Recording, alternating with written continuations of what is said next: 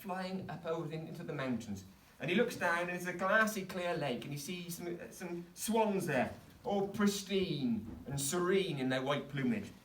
And he flies down and he tells the swans the story so far and asks, should I choose to be a swan? And the swan said, oh no, don't ask to be a swan, for we swans are the saddest of birds. Oh. We are. We're sadder than that. Oh. We're quite sad over this side. Oh. For our white is to be white is to be colourless, to lack colour. We all look so much the same. You have to look really, really close to see our beaks are marked differently. Because true enough, if you look close, you can't tell the difference between one swan stopping and another swan starting. You can't tell what's what. I'm sure they can. Well, can they? As you can see, Swan up. there's a lot going on behind this, between the, like swans, there's a lot going on under the surface. And look, if you look closely, the swans disappear. You can't tell one swan from another. We are the saddest of birds. And with that, a single tear began to fall from the swan's eye.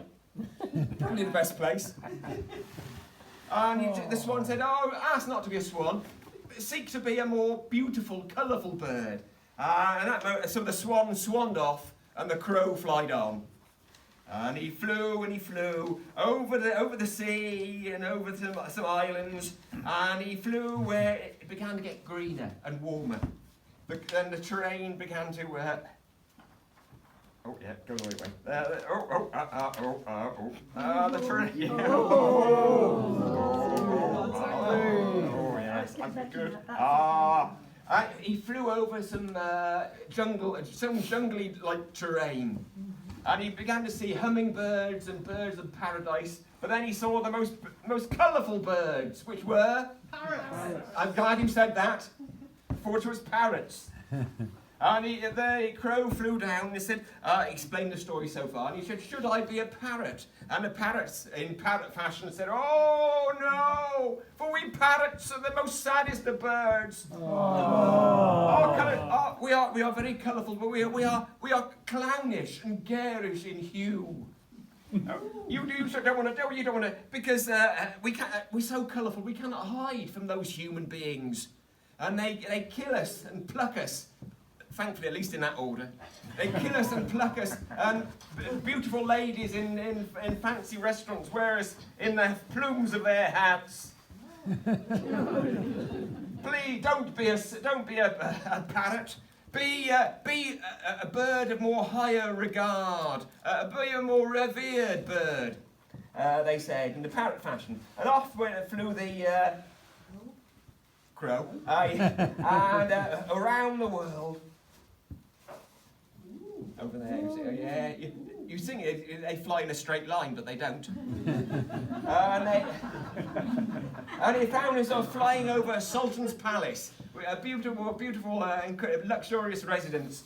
And there in the garden was a peacock. Oh, thank you, very good. And the crow flew down and told the story so far. And said, should I be a peacock? And the peacock said, no, don't be a peacock, for we peacocks are the saddest of birds.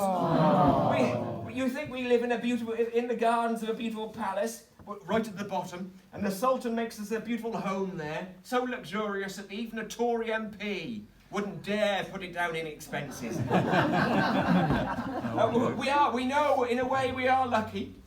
We are lucky, but as soon as we try to tell anybody, we sing our beautiful song of how lucky we are, out comes the most raucous and horrible noise.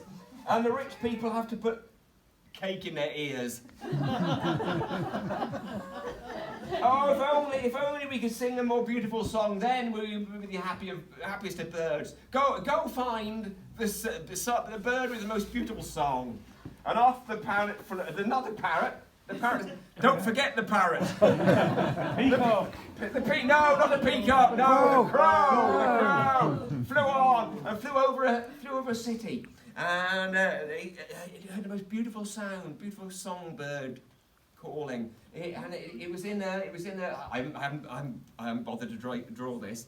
It was in a window, in a cage, a beautiful songbird singing its beautiful song.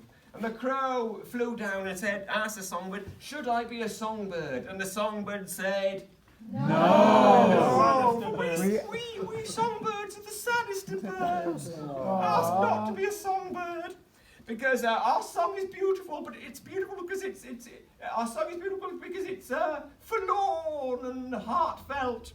For we know nothing of the world. We've been trapped in these cages, and we know nothing of the beauty of the world. Oh, be not a songbird, for we are sad and forlorn.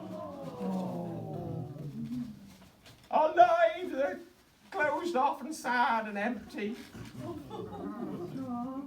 Be not a songbird." And not the parrot, the crow said. The crow. I'm nearly there. I'm just going to hold on to the last bit. The crow said, "What bird should I be?" And the songbird said, "Oh, we don't know. The city swallows, sparrows sometimes fly high enough we can hear them, and they say, oh, the happiest bird who flies free, flies free, and can fly anywhere it wants. Why, it's a bird called the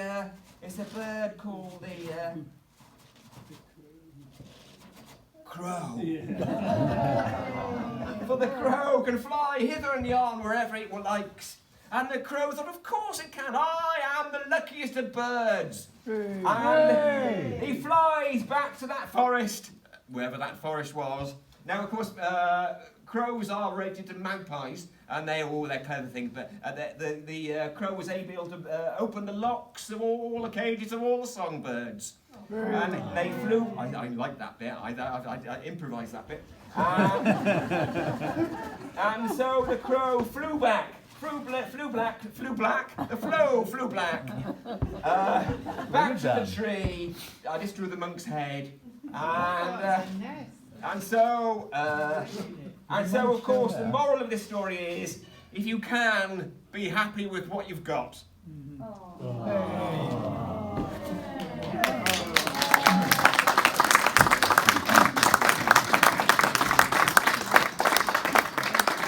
I must remember to put enough white paper at the end so I can go right through. Nearly. I was out by that much. Oh, well. Thank you.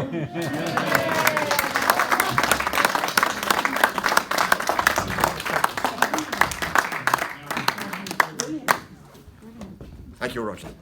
Ta.